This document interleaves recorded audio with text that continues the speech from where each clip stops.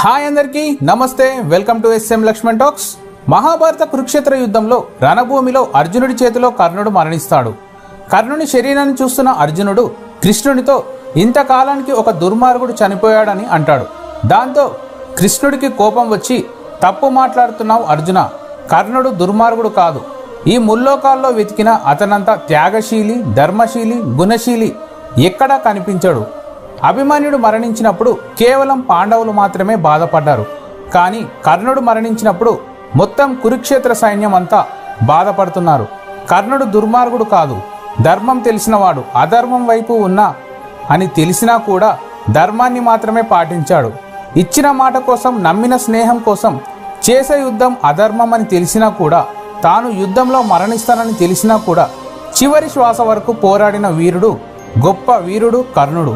కేవలం స్నేహధర్మం కోసం, దుర్యోధనునికి ఇచ్చిన మాట కోసం అధర్మం అని తెలిసి యుద్ధం చేశాడు.